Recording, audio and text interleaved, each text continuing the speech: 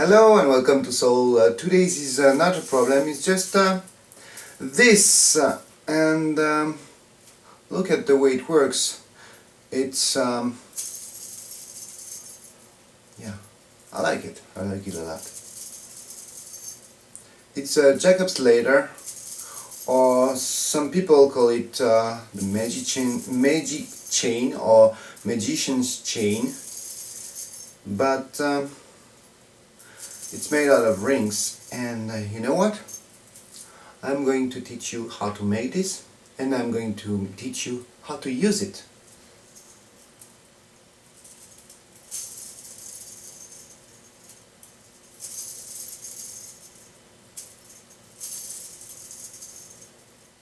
Okay, so let's make this chain. For this you will need some rings.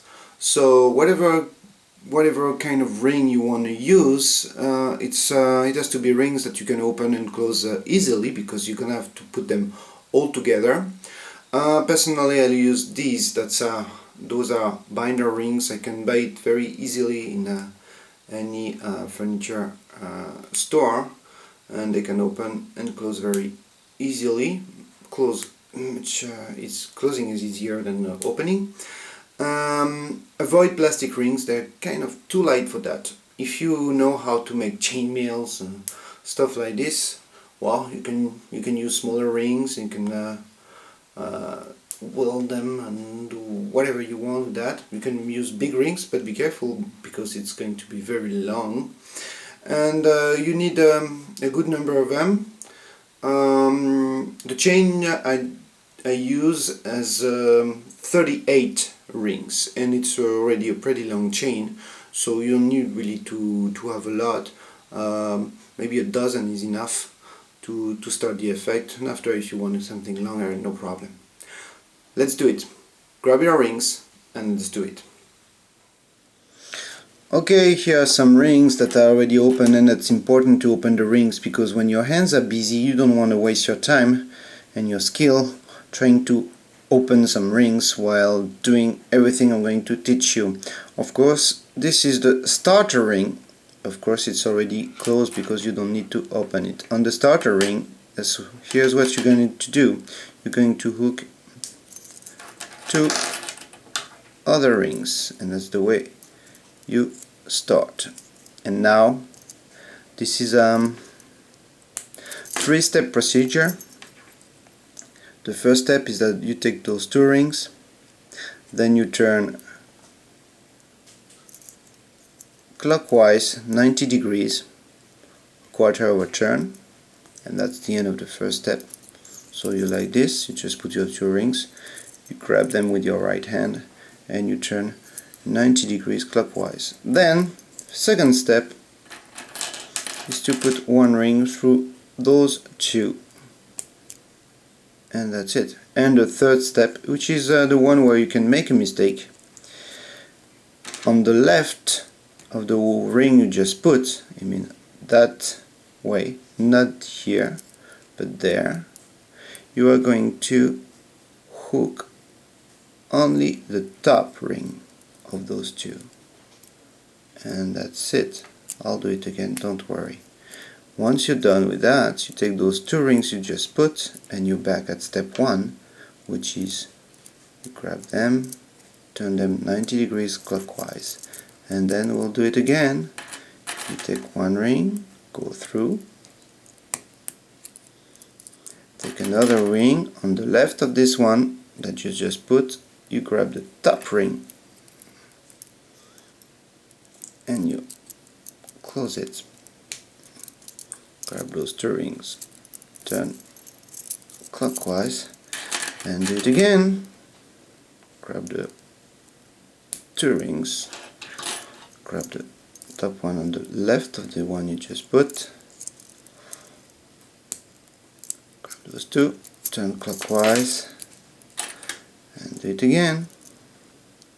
So the question you may ask is, how do I stop this? Well, the stop is very easy. I'm going to show you. Once you want to stop, the last step is this step.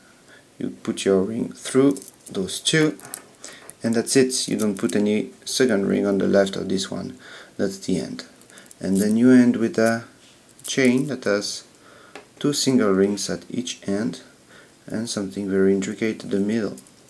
And believe me, this one already works perfectly.